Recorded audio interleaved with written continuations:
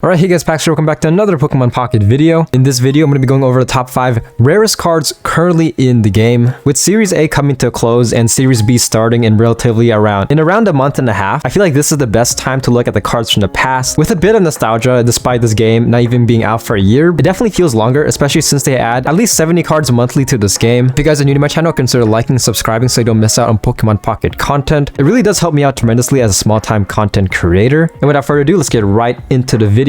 So number 5, we have Lapras EX. This card was available from November 5th to November 18th of 2024, and more specifically, this card was featured. This was a chase card for the first drop event, and then looking at it, it's not really that great even when it first came out. Keep in mind, this card was the first free-to-play EX card, and just looking at the stats, not that great. In my opinion, when this first came out, not many people used it. Like, they looked at it, they're like, okay, this is okay, but it isn't really that great. There are far better EXs, like Articuno was dominating in that meta, and yeah, the Articuno was a lot better. Same thing with Starmie EX, so this card didn't really see any usage in casual battle, at least in my perspective. When I went against people, I haven't really seen this at all. And keep in mind, during this time of the game was definitely a lot more casual. Of course, people are trying to find the meta, and yeah, just looking at him, not really that great. And of course, you can't get him right now. He's a limited time card, and the reason I put him in number 5 is because he was free to get. So I mean, drop events, yeah, it's a free to play event, anyone can really just do it,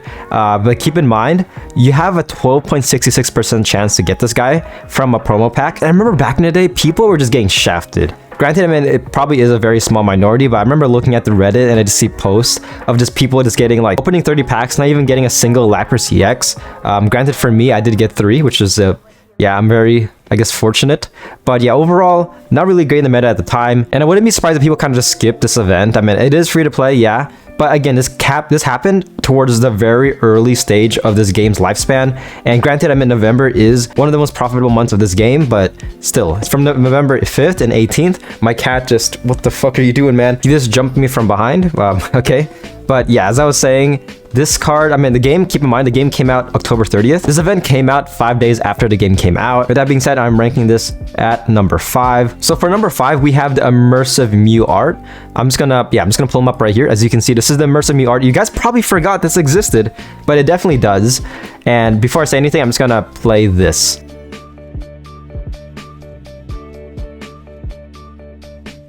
Look at that. Yeah, this art is very, at this point, very obscure. I feel like not many people know about this, and I wouldn't be surprised if they do something very similar next month once the B series drops, because yeah, this is pretty cool. I feel like for collectors, especially whales, this is a pretty nice thing to have. It's a little art, not really that meta relevant, but just like a little something on top. Just look at that penis.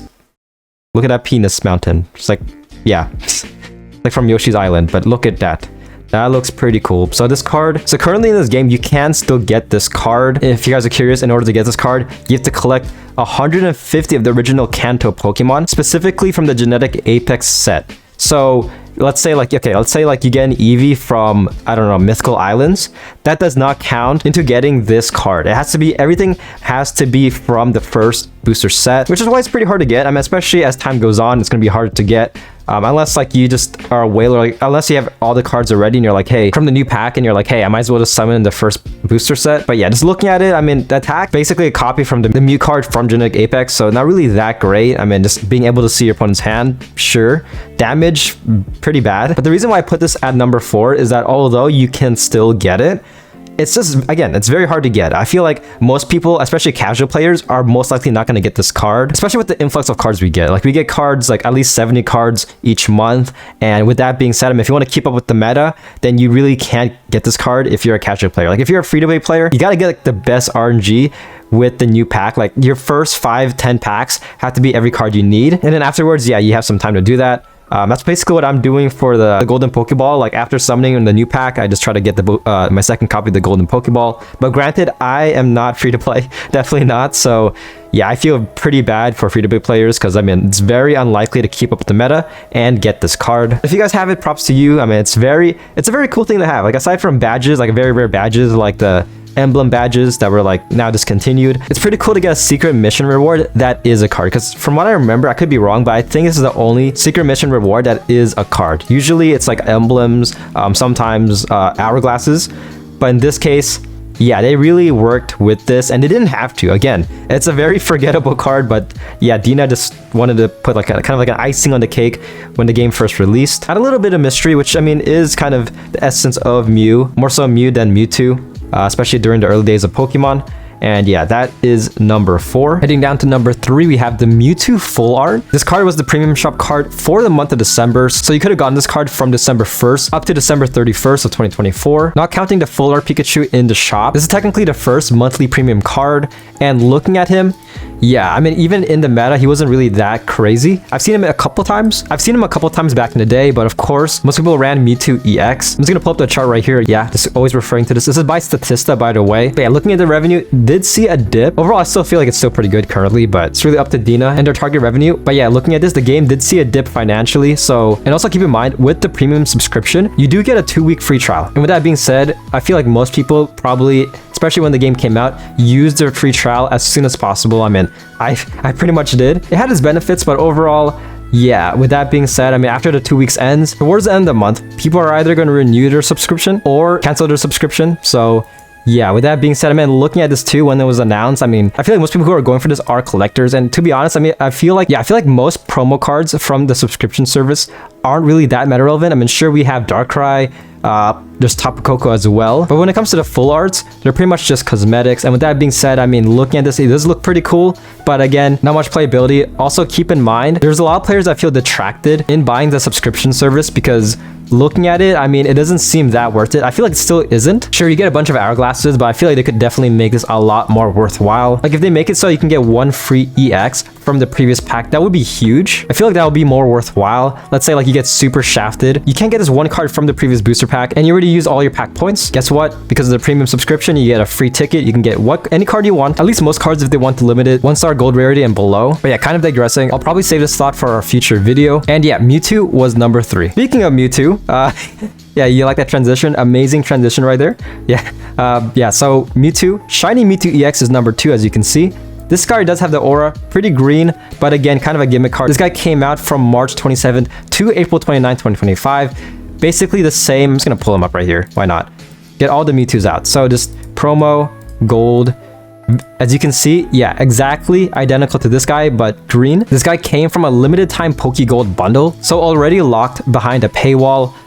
Excluding, of course, the premium subscription. That's kind of very interesting. So in order to get this card, you have to pay around $20 USD. But keep in mind, in addition to this guy, you do get, I think, like 120 Pokegold back in the day. You get a very similar bundle every month, but it usually just includes playmats, coins. This was the only really currently the first. This is the first time they did this. They could very much do this later on. It would be huge if they do that for a mega. Imagine they release a mega, but you have to pay like $20 to get it.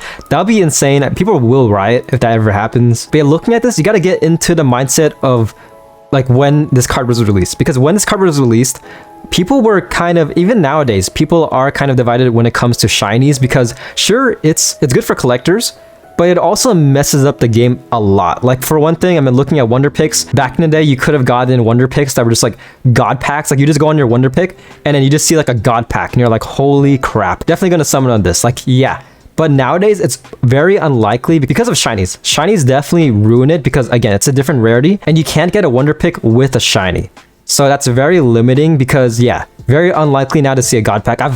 Personally, I haven't ever seen it. I knew back in the day that there was an exploit that you could have done. Never done it, but it was very interesting. And again, another thought for a future video, if I ever make like a top 5 like bugs and glitches in Pokemon Pocket. Again, like and subscribe if you want more. Yeah, looking at this, shinies were already pretty controversial. And on top of that, I mean, there are certain shinies that are pretty cool, like Greninja. But if you're going to the mindset that you're playing this game to just have fun by playing battles like casual battle, rank, most of the shinies weren't really that meta relevant. Like sure, they had currently in that booster pack, they released a shiny version of Shining Revelry Charizard and I think Pikachu as well. But Pikachu, I mean, it's like a different tan. He just literally went to Alola just to get a bit of a tan. And yeah, looking at this, I mean, he's cool. Yeah, but again, keep in mind, Mewtwo in the meta, this Mewtwo EX wasn't really that great. Sure, you could definitely pair him. I think I did make a video actually pairing him with Giratina. This is the meta where Giratina came out. And with that being said, Giratina is still meta relevant to this day, along with his eternal lover, which is, of course, Darkrai, Darktina.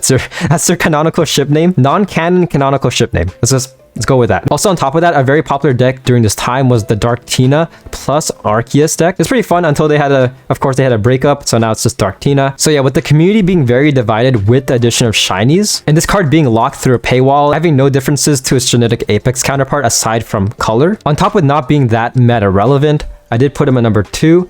Also, again, pulling up the graph yet again, and we look at the revenue for the month of April, so 2025-04. According to Statista, the game garnered $72.89 million, which I mean is still pretty substantial. I feel like, yeah, again, it really depends on Dina, what they consider as like a profit. Yeah, 72.89 is still pretty good, but looking at the previous months, the last 2 months, 97.99, 96.85. You would think because of the addition of Mewtwo EX shinies in the game, there would be a huge influx with revenue. But again, according to this graph, it seems like quite the opposite. So yeah, something to note. Shinies definitely felt and still kind of is a gimmick, pretty much to get people enticed as well as garner new players. But in my opinion, whenever I get a shiny, I don't really get that happy.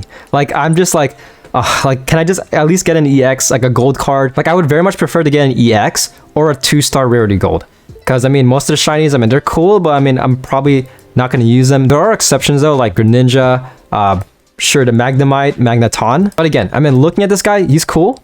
But full arts exist, and in my opinion, full arts look 10 times better. I mean, there's definitely a lot more work into it, and I did clown on this guy, and I know we just talked about this guy, but look at this art. You can't just stop and admire this art. This looks pretty good. This Mewtwo with his Yowie hands, yeah, it's about to just destroy the city. Before we get into number 1, I just want to quickly mention an honorable mention. So for honorable mention, I put Pikachu's second non-EX full art. If you guys don't remember this card was available from January 1st to January 8th of 2025. This card was the main reward for the New Year's event missions. And yeah, I put this guy as an honorable mention because you only pretty much had a week to obtain this card. However, the reason he is an honorable mention instead of being on the list is because he is free to play. This card is free to play as well as pretty easy to get.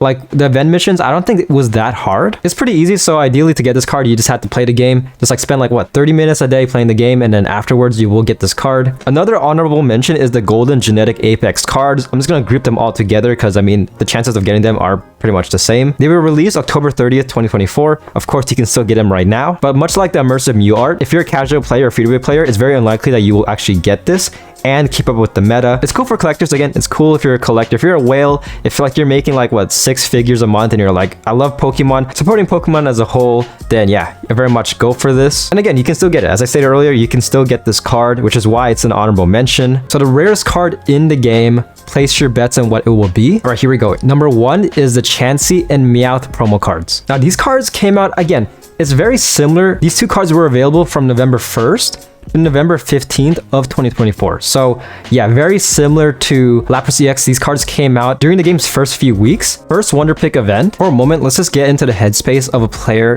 during this time.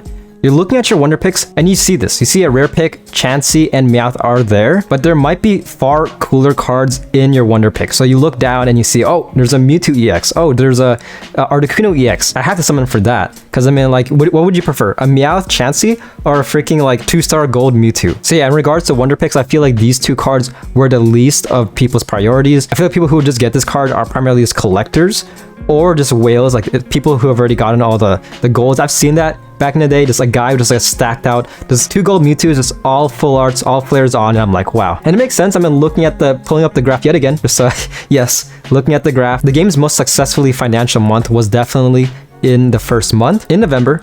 So yeah, with that being said, also in addition to that, I feel like most people didn't know that these 2 cards were limited time. So there wasn't really much FOMO in my opinion. I feel like after this month, FOMO started kicking in. People were like, okay, yeah, I gotta get these because they're never coming back ever again. And if you're watching this in the future, they might come back. You never know. It really is up to Dina. But part of me does like the exclusivity. If anything, they should bring back the drop event EXs. I feel like that would make more sense. But with Wonder Picks such as Meowth and Chansey, keep it this rare. Like I feel like they shouldn't bring this back. If anything, they could bring it back and just sure change the art, why not? But I do kind of like the rarity, and that might just be me talking because as you can see right here, I do have copies of them. So yeah, just kind of flexing this. If you guys didn't get these guys, then I do feel bad for you. Also, keep in mind looking at this list, when it comes to just like the coolest cards, the cards with the most aura, there's no offense to Meowth and Chansey. I am a huge Meowth fan, and I guess Chansey as well, but they aren't really that cool. Like their art is pretty nice, But looking at the other ones on this list, like Shiny Mewtwo EX, Mewtwo Full Art, Lapras, a fan favorite Pokemon, and as well as, of course, the golden cards, they can't really compete with the coolness of the other cards.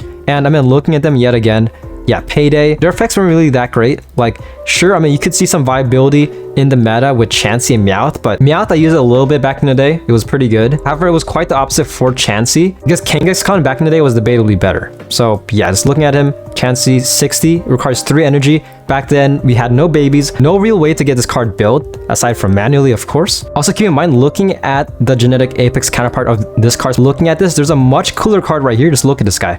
You got Meowth just looking, just, I don't know, man. This guy's like Dexter Morgan about to assassinate this oblivious cat right here. Yeah, he's about to find his next victim. Looking at the non-full art from the pack, this card is debatably better. In my opinion, yeah, this guy is my Twitch profile. With that being said, I consider you, yeah, follow me on Twitch. It's bottom right. Look at that art. That art looks pretty good. Has a bit of nostalgia to it. Seems like a very kind of like 90s-esque Meowth card. Yeah, debatably better than this guy who's, again, planning something mischievous. And yeah, with that being said, yeah, Meowth and Chansey are number 1, in my opinion, the rarest cards in this game. And yeah, disclaimer, probably should have said this towards the beginning of the video, but this is all my opinion, so your mileage may vary. But yeah, that's the top 5. Hopefully you guys enjoyed. Again, make sure to like and subscribe if you want more. Off topic, but this has to be one of my favorite Chansey pick arts right here. Just look at that Magnemite, man. That guy, I love the simplicity of this art. Pretty good. But yeah, that's pretty much the video, guys. Hopefully you guys enjoyed, and I'll see you guys on my next one. Peace.